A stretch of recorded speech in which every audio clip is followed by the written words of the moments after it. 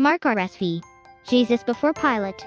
And as soon as it was morning, the chief priests, with the elders and scribes, and the whole council held a consultation, and they bound Jesus and led him away, and delivered him to Pilate. And Pilate asked him, "Are you the king of the Jews?" And he answered him, "You have said so." And the chief priests accused him of many things. And Pilate again asked him, "Have you no answer to make? See how many charges they bring against you." But Jesus made no further answer, so that Pilate wondered. Pilate hands Jesus over to be crucified. Now at the feast he used to release for them one prisoner, for whom they asked. And among the rebels in prison, who had committed murder in the insurrection, there was a man called Barabbas. And the crowd came up and began to ask Pilate to do as he was wont to do for them. And he answered them, "Do you want me to release for you the king of the Jews?" For he perceived that it was out of envy that the chief priests had delivered him up. But the chief priests stirred up the crowd to have him release for them Barabbas instead. And Pilate again said to them, "Then what shall I do with the man whom ye call the king of the Jews?" And they cried out again, "Crucify him." 14 And Pilate said to them, "Why, what evil has he done?" But they shouted all the more, "Crucify him." So Pilate, wishing to satisfy the crowd, released for them Barabbas, and having scourged Jesus, he delivered him to be crucified. The soldiers mocked Jesus.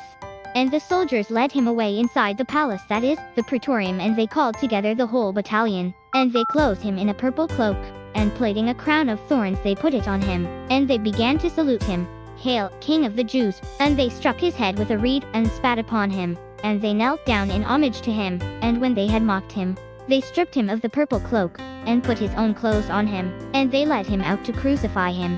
The crucifixion of Jesus.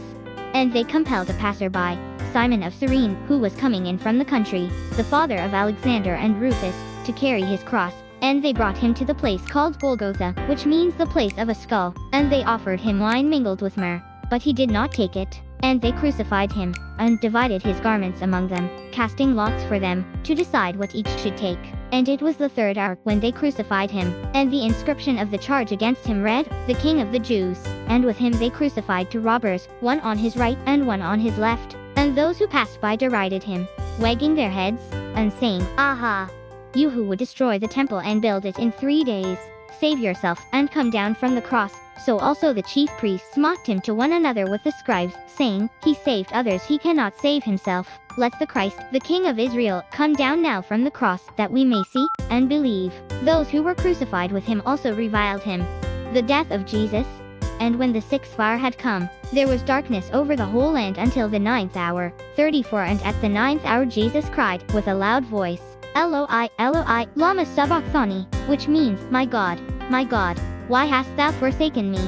And some of the bystanders hearing it said, "Behold, he is calling Elijah." And one ran and, filling a sponge full of vinegar, put it on a reed, and gave it to him to drink, saying, "Wait, let us see whether Elijah will come to take him down." And Jesus uttered a loud cry, and breathed his last. And the curtain of the temple was torn in two, from top to bottom. And when the centurion, who stood facing him, saw that he thus breathed his last, he said, "Truly this man was the Son of God." There were also women looking on from afar, among whom were Mary Magdalene, and Mary the mother of James the younger, and of Joses, and Salome, who, when he was in Galilee, followed him, and ministered to him, and also many other women, who came up with him to Jerusalem. The burial of Jesus.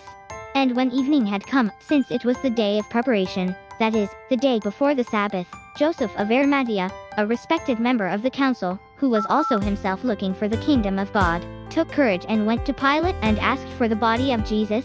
And Pilate wondered if he were already dead, and summoning the centurion, he asked him whether he was already dead. And when he learned from the centurion that he was dead, he granted the body to Joseph. And he bought a linen shroud, and taking him down, wrapped him in the linen shroud, and laid him in a tomb, which had been hewn out of the rock. And he rolled a stone against the door of the tomb. Mary Magdalene and Mary the mother of Joseph saw where he was laid.